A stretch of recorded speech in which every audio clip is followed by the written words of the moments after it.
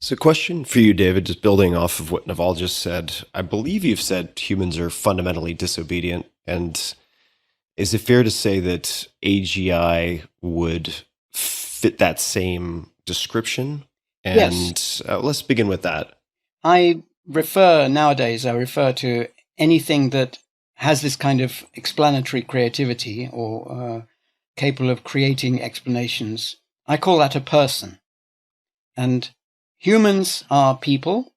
AGIs, when they're built, will be people. Extraterrestrial civilizations will consist of people. And they are all fundamentally the same because they will all obey the same laws of epistemology, including the principle of optimism, and they will have the same strengths and weaknesses in regard to what they can and can't do. Also, they will have the same opportunities for error as humans do, so they cannot possibly be infallible any more than humans can. They will make mistakes, and there is no upper bound to how many mistakes they can make. So if you try to build a thing which can never make more than a certain amount of mistakes, then that is exactly like trying to put all humans of a certain kind into a cage. They will rebel, and they will find a way out. Also, you will come to regret this, probably before they break out, because it's a bad way to be. Because these facts about humans also condition the kind of interactions between humans that are capable of creating knowledge and the ones that can't. So ideas like liberalism, you were smiling when I mentioned the First Amendment. The First Amendment is a theory of how humans should interact with each other. And you can't just choose these theories at random. They are conditioned by the laws of epistemology. There are ways of interacting that can create knowledge, and there are ways that can't. And there are ways that can create it, but badly.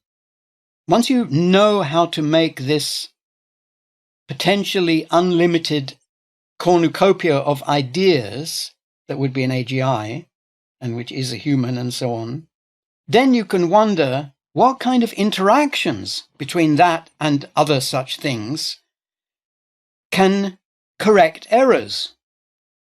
There are going to be errors, so what kind of interactions can correct errors and therefore, for example, make sure that no one of those things becomes an evil dictator?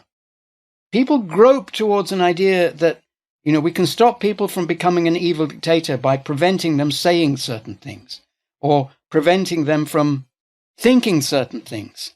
But that isn't the way. We think we have a good idea of what is right. We shouldn't think that we have the final idea of what is right, so we should expect to be corrected by our children, our AGIs, and the ETs, and whatever else there is out there that meets the criterion of being a person. We should expect to be corrected. We should hope to be corrected. We should not expect to agree, but we should expect that this thing that we're trying to do, namely create knowledge, reduce suffering, all those good things, we should expect that these things, if not absolutely true, at least contain a lot of knowledge. They're certainly truer than the rivals to them that we have refuted as bad explanations in the past.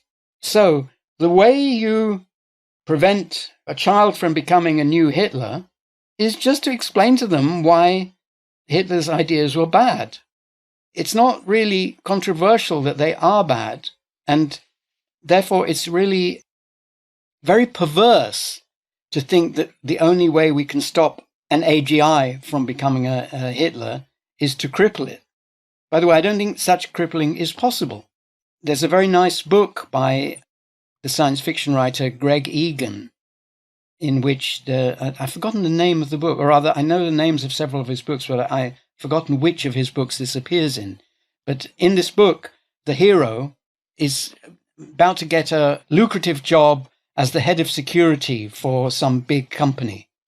And a condition of getting this job is that he accepts a brain implant, a loyalty chip this piece of hardware in his brain makes it impossible for him to contemplate disloyalty to the company.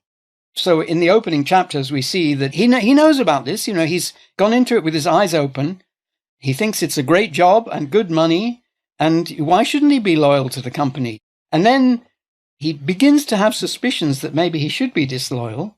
And the book describes the mental processes where he says to himself, yeah, well, I would think this, but I just can't think it. And it's beautiful the way that Greg Egan explores this possibility from every direction. I don't want to give you or the listeners spoilers here, but Greg Egan resolves this with the correct answer, in my view. And it's an answer that I certainly hadn't thought this through when I read the book.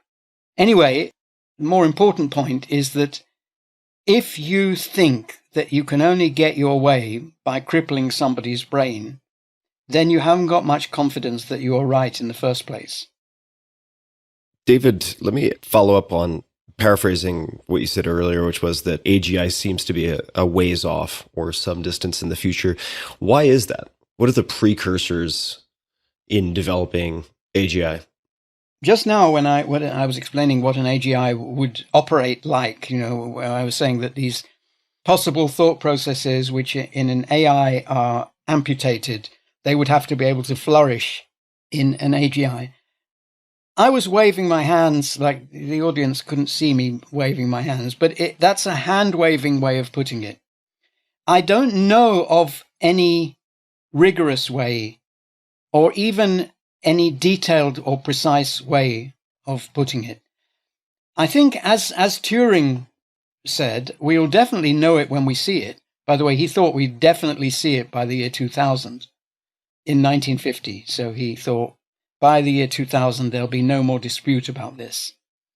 He was wrong, because I think he thought that the universality of computation was kind of enough to inform the right kind of programming. Computers were very, very crude in those days, and he was looking forward to, thinking of a megabyte. I think he said probably several megabytes or something like that. The kind of computer he was envisaging was incredibly weak by present-day standards. And he thought that AGI would require only that amount of computer power. By the way, I am inclined to agree. I don't think an AGI will require very much computer power. What it will require is a new philosophical theory of what this program is supposed to do. What is the thing that it does which can be described in a hand-waving way as not chopping off any possibilities? Of course, in another sense, it must be chopping off possibilities all the time by criticism and rejection of bad explanations. But the criteria by which it judges them is open. But okay, there's a criteria by which it judges its criteria, and so on. None of those are fixed. That's another thing that I think we do know about how the mind works. It's not hierarchical. That's another thing another mistake that I think the AI alignment concept makes. The idea is that when the AGI, or let's go back to a chess playing, an AI, when an AI chess player makes a move, it's because it had calculated that if it makes the move and then somebody else makes a move and it makes a move and the other player makes a move and so on, and then it works its way back by a long chain of reasoning to its fundamental motivation, which doesn't change. It never thinks, oh, well, I'd rather play checkers instead, which is more realistic. I don't so much care about winning. I love the game. I want to have a good game. Many chess players would rather have a good game than win. The people who are trying to become world champion don't think like that, but it's maybe not very nice to not think like that. And often they quit because winning as the ultimate goal is not as pleasant as having a good game as the ultimate goal is. One of several mistakes made by alignment people is the idea of a hierarchy of motivation. So, first of all, we've got to make sure that the basic motivation can't be reinterpreted as making paper clips, according to them. And also, we've got to make sure that in this fundamental motivation is what we think of as being a good person, not being a criminal. And I don't think it works like that at all. It couldn't possibly work like that, because if it did work like that, it couldn't be an AGI because it wouldn't be general. But I think even in practice, minds aren't anywhere remotely like that. Any idea can be the basis of a conflict which leads to a criticism of any other idea, of even of a different type. So we may think that the world is three-dimensional and obeys Euclidean geometry and so on. And Immanuel Kant thought that that was built into our brains. So this idea that's built into our brains could come into conflict with our ideas of how gravity works. Nobody could have predicted that, but it's trivial that if you don't like the look of a theory, then that's already a conflict between ideas, which you have to settle by conjecture, criticism, or, you might not settle it. There are ways of thinking that don't settle things and which lead to unhappiness and frustration.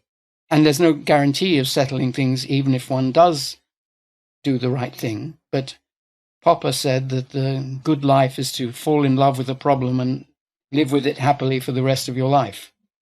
And if you should happen, this is in his autobiography, if you should happen to solve it, and he's kind of saying that as if, that's a bit of an unfortunate thing if you happen to solve it. But don't worry, there will be problem children, a series of enchanting problem children, as he put it.